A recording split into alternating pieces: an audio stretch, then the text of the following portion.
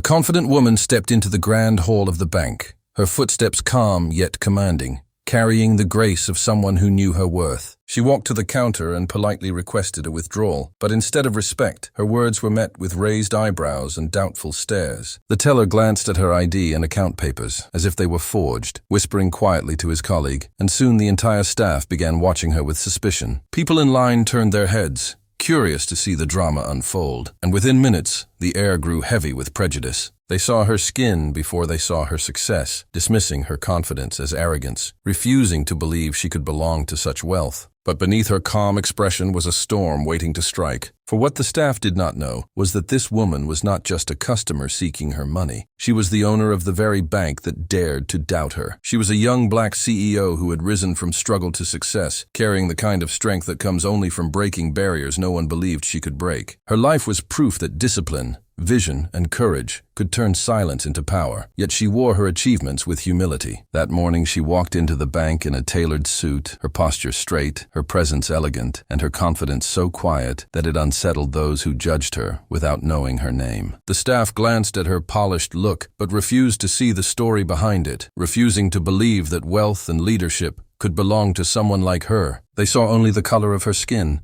and in their prejudice they mistook her calmness for weakness. But hidden behind her gentle eyes was a truth sharp enough to cut their arrogance, a truth that would leave them trembling when finally revealed. The young woman placed her documents and ID on the counter with steady hands, her voice polite yet firm as she requested the withdrawal, but the teller's eyes narrowed the moment he glanced at the details. He studied the name, the balance, the signature, and instead of proceeding with his duty, his lips curled into a mocking smirk. With a tone dripping with disbelief, he leaned forward and said, "This can't be your account." His words were not just an accusation. They were a denial of her very identity, a refusal to see the truth written clearly on paper, and his voice carried loud enough for the people nearby to turn their heads and watch. Whispers began to ripple across the bank as customers glanced at the young woman with curiosity, some with pity, and others with the same suspicion that painted the faces of the staff. She remained calm, her gaze unwavering, but inside her patience was tested by the bitter taste of injustice. The teller pushed the documents back toward her and called for the manager, shaking his head as if he had already exposed some fraud. Within moments,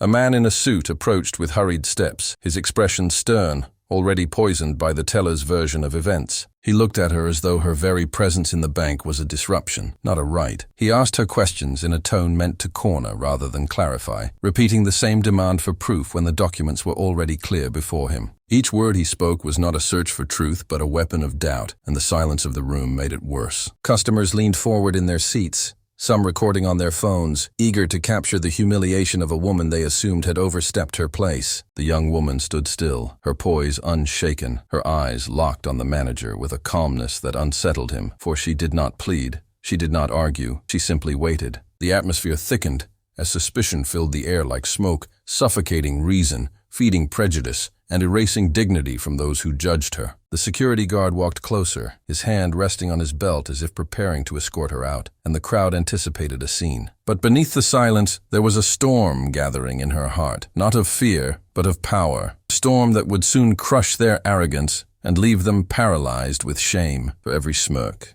every whisper, every insult disguised as procedure, she carried a truth none of them were ready for, a truth so heavy it would turn their disbelief into silence, their prejudice into regret, and their laughter into the sound of defeat. The manager tightened his grip on the documents, as though holding them longer would somehow uncover a hidden lie, and with each second, his questions grew sharper, repetitive, and deliberately humiliating. He asked her to confirm her name, then demanded her date of birth, then asked her to repeat her signature, and when each answer matched perfectly, he still shook his head as though the truth could not belong to her. The teller stood beside him, smirking in quiet satisfaction, while the guard hovered closer, ready to remove her at the smallest signal. The young woman answered every question with composure, her tone calm, her body language steady. But no matter how flawless her responses were, the staff refused to accept them. They accused her of trying to access money that was not hers, throwing words like fraud and impersonation, as if the weight of their their suspicion could crush her spirit. Proof after proof lay on the counter, yet each piece of evidence was brushed aside with arrogance, their prejudice blinding them to the truth that stared back at them in black and white. Customers whispered to one another, some shaking their heads, others nodding in agreement with the staff, and the atmosphere turned into a silent trial where her guilt was assumed simply because of who she was. Every glance she received carried the same message: she did not belong. Still, she refused to break. Her calmness was her weapon, her silence more powerful than their loud accusations, and the longer she stood unmoved, the more unsettled they became. The manager leaned closer, his voice low but filled with hostility, telling her that if she did not leave quietly, the police would be called, and the security guard nodded in support as though force was the only answer. Yet her eyes remained steady, her breathing even, her confidence unshaken, for she knew something they did not. What burned in her was not the fear of losing money, but the memory of generations before her who had faced the same blind injustice and fought back with dignity. Her presence in that moment was not just about her withdrawal, but about every barrier she had broken to stand there as a leader, a CEO, a woman who had achieved what they could never imagine. Each refusal, each insult, each baseless accusation only fueled the storm within her, sharpening the power of the revelation she was about to unleash. The staff believed they had cornered her, that their authority could silence her, that their suspicion could erase her truth.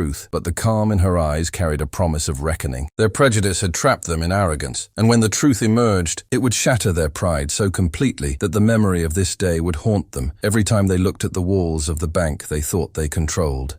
The manager's patience snapped, as though her calmness was an insult he could no longer endure, and with a sharp nod, he signaled to the security guards who moved forward with heavy steps, their presence stirring the air like an approaching storm. The crowd leaned closer, their eyes fixed on the young woman who stood motionless at the counter, her documents untouched, her expression unreadable. Some customers whispered that she was about to be thrown out. Others shook their heads in disbelief, and several lifted their phones to capture the scene, eager to record the humiliation they assumed was moments away. The guards stood at her side, their hands hovering near her arms, ready to grip and drag her away, but still she did not flinch. The silence she maintained became unbearable, each second stretching longer, wrapping the room in a tension so sharp that even the hum of the air conditioning seemed to fade. The teller smirked, certain victory was within reach, while the manager folded his arms with satisfaction, convinced that authority had crushed defiance. Yet in that silence lay a secret more powerful than their arrogance, for she was not frozen by fear but by choice, waiting for the perfect moment when the weight of her truth would fall upon them with unstoppable force. The whispers grew louder, a few voices mocking, others doubtful, and still she stood like a statue carved from quiet fire, her eyes fixed not on the guards, not on the teller, but on the very walls of the bank as though she could already see them crumble. Every second the suspense deepened, every heartbeat in the room quickened, and the air thickened with the expectation of drama. Some in the crowd hoped for a scene, others hoped for justice, but none were prepared for what was about to unfold. The guards exchanged glances, uneasy with her composure, for they were used to fear, resistance, or pleading, but never silence that carried such unspoken power. The manager cleared his throat and demanded again that she leave immediately, his voice rising with impatience, but her lips did not move. She let his words hang in the air like empty threats, allowed the whispers to swell like a tide, and waited until every eye in the room was locked on her. Then, just as the guards were about to lay their hands on her, she shifted slightly, her voice breaking the silence with a calm authority that sliced through the noise. That moment, so perfectly timed, held the kind of weight that could change everything. For her next words were not just a defense, but a revelation that would turn the entire room upside down, leaving every doubter frozen in disbelief. Her lips parted slowly, and her voice cut through the heavy silence with a calmness that carried more weight than a shout ever could. Every word sharp and deliberate,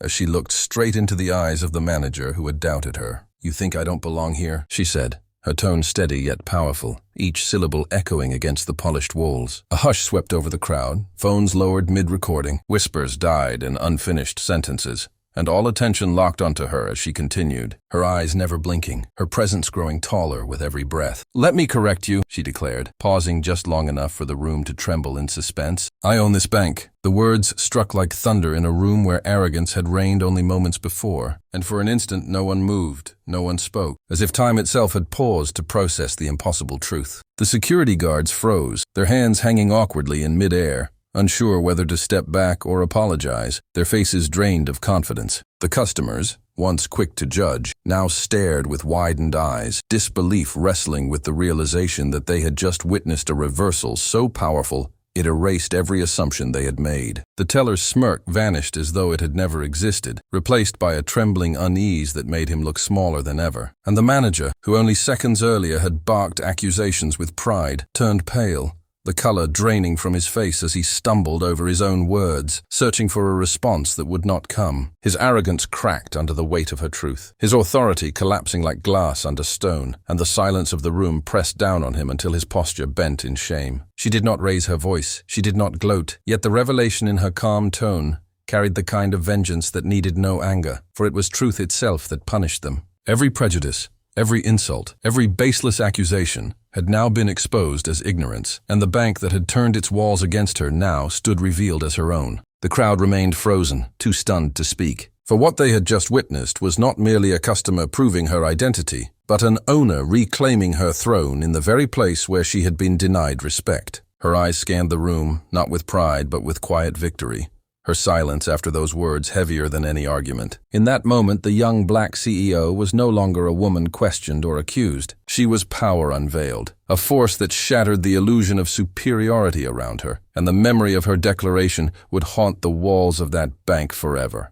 The silence that followed her declaration was so heavy, it seemed to crush every sound in the room, and as the manager stood frozen in shame, she reached calmly into her bag and withdrew a folder, her movements slow and deliberate, her composure unshaken. With the same authority that had silenced the crowd, she placed the folder on the counter, opening it to reveal official documents bearing her name, seals of ownership, and signatures that no one could dispute. The papers told a story the staff had refused to believe.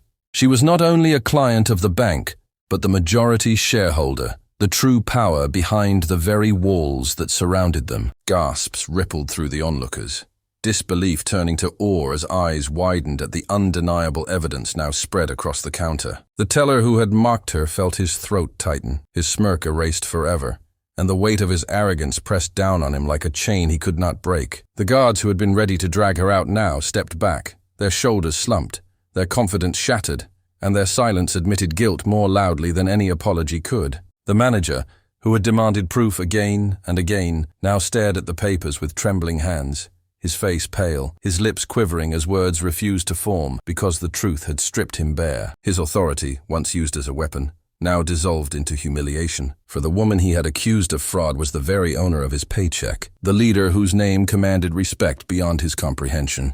The crowd, who had judged her without hesitation, now shifted uncomfortably, realizing their own complicity in the injustice, and those who had laughed or whispered against her lowered their eyes, ashamed of what they had assumed. She stood in silence, not boasting, not shouting, for the evidence spoke louder than anger ever could, and her revenge was not in violence or insult, but in the undeniable reality that her success had already placed her far above those who tried to demean her. Their prejudice had destroyed their dignity, not hers, and every face that once looked at her with suspicion now burned with regret. She let the silence linger, let the weight of their shame settle fully into their bones, and then she gathered her documents with the same calm grace with which she had revealed them. Her power needed no explanation, for the truth was enough, and the sight of their trembling faces was the only justice required. In that moment, the bank that had doubted her became the stage where ignorance was exposed, arrogance was punished, and the quiet strength of a woman wronged turned into the most powerful revenge of all. She did not turn back.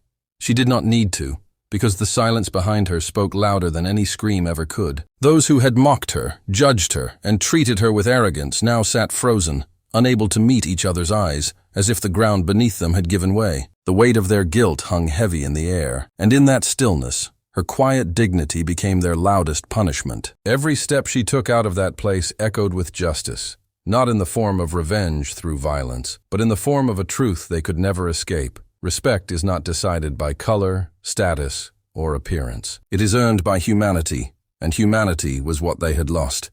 As the doors closed behind her, the world watching knew the balance of power had shifted forever, and the shame of their prejudice would haunt them far longer than her silence.